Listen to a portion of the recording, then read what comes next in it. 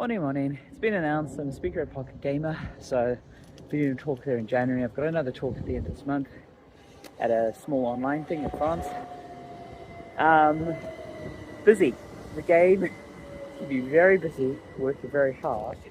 I feel like I'm digging myself out the hole now, but it's been a very deep hole, and we've been in it for a while. And while we were making so much progress, it's now like digging down the molasses.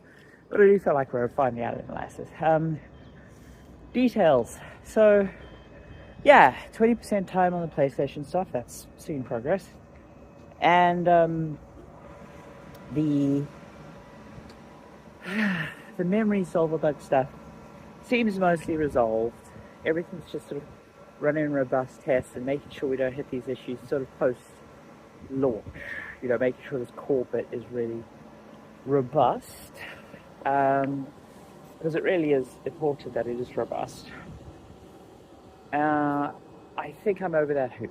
I think now it's mostly plugging things in and plumbing things in, which is good because we've got some serious deadlines. It was a funny story actually.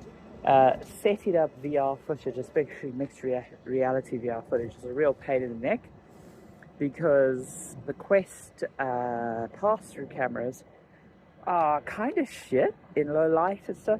Like, there's a good reason why Valve, by the way, is not great with color through. That's the other thing. I can finally say I knew about the Valve frame, like I was briefed a long time ago. When I was still at Adobe. So I'm really happy the Valve news is out, because I can finally talk about that.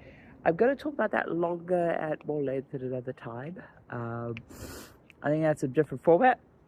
I want to talk about that because obviously it had a huge effect on things. But yeah, recording footage for trailers and things like that in the headset is a real pain in the neck, and a lot of people fake it, and a lot of people like professionally light it and stuff.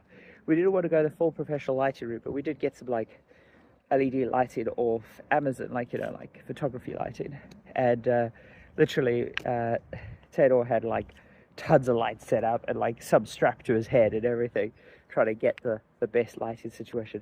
Ultimately, you know, like all poor filming, we used as much natural light as we could.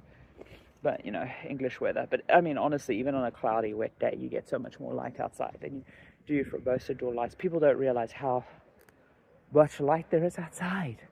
I know that sounds really strange, but especially in winter, you should bear in mind, because if you don't get those sunbeams on your skin, you'll get a lot more depressed. I have got a runny nose for some reason. I didn't have a runny nose when I left the house. Anyway, onto the office.